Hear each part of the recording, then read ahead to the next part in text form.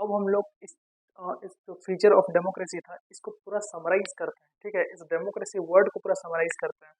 जैसे डेमोक्रेसी का बेसिक हमने पढ़ा था क्या, कि डेमोक्रेसी एक ऐसा फॉर्म ऑफ गवर्नमेंट है जिसमें जो पीपल्स हैं, जो सिटीजन है, वो रूलर को इलेक्ट करते हैं।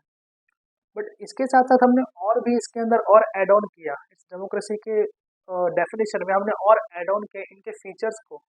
सिर्फ डेमोक्रेसी में इतना बोलना कि रूलर इलेक्ट करना काफ़ी नहीं है।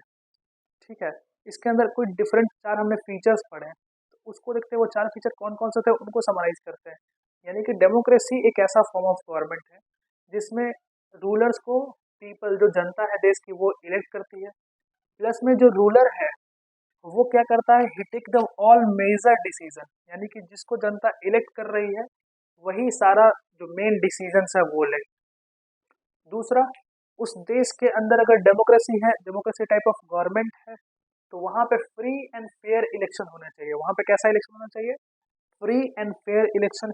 और वहाँ पे ये अपॉर्चुनिटी होना चाहिए ना कि जो फिलहाल पावर में है वो भी चेंज हो सके और दूसरा कोई पावर में आ सके जो देश का भलाई कर रहा हो। ठीक है, जो देश के भले के बारे में सोच रहा होगा वो भी पावर में आ सके, यानी कि अपॉर्चुनिटी टू चेंज रूलर, यानी कि रूलर बदल सके और जो पावर में नहीं है वो भी पावर में आ सके। यानी कल को कि राहुल गांधी अगर मोदी जी से बेटर काम कर रहे हैं, उनसे ज़्यादा विकास की बातें कर रहे हैं, उनसे ज़्यादा विकास करने की क्षमता रख रहे हैं, तो वो प्राइम मिनिस्टर बन सके। ठीक है, नेक्स्ट क्या है, choice and opportunity equal to everyone, जैसे हम लोगों ने वोटिंग वाला पढ़ा था।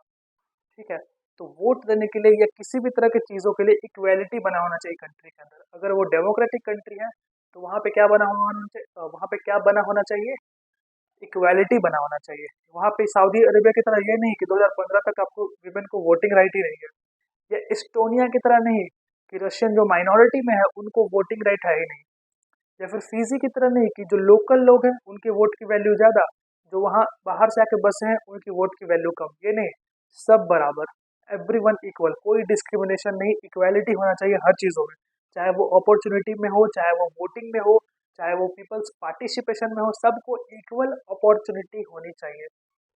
And the next is government should rule within limit set by constitutional law, यानी कि गवर्नमेंट अपने मर्जी से जो मन में आए वो नहीं कर सकती। फेमस है तो इसका मतलब ये नहीं कुछ भी डिसीजन ले रहे हैं, जो मन में आए वो कर रहा है, कॉन्स्टिट्यूशन बदल रहे हैं, लॉ बदल रहे हैं, जिंदगियां बदल रहे हैं, नेशनल एंथम बदल रहे हैं, देश का बाउंड्री बदल रहा है, समुद्र बदल रहा है, धरती बदल रही है, ये चीज़ें नहीं।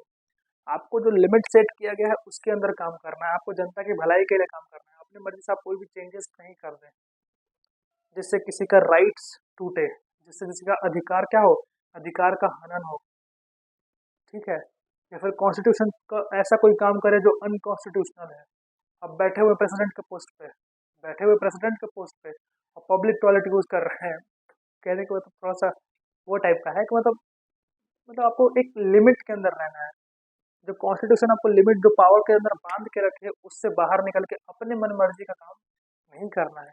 ठीक है, अब फेमस है डेमोक्रेसी यही बोलती है कि डेमोक्रेसी के अंदर चलो आपको रूरल इलेक्ट किया गया है तो आप भी अपने आप को बहुत बड़ा राजा मत समझिए, आपको काम करना होगा पब्लिक के लिए, तो लिमिट में रहकर काम करना होगा। ये ना कि अपन घर बनवाए 50 तल्ला, बुर्ज खलीफा से कंपेयर कर रहे हैं अपने घर को बना के 50 तल्ला, और गाँव के लोग एकदम धान दिलवाई लाए एकदम 500 रुपये किलो, अनाज दिलवा रहे हैं राशन की दुकान पे 600 रुपये किलो, ये नहीं होना चाहिए। ठीक है, तो this is the summary of the all features of democracy.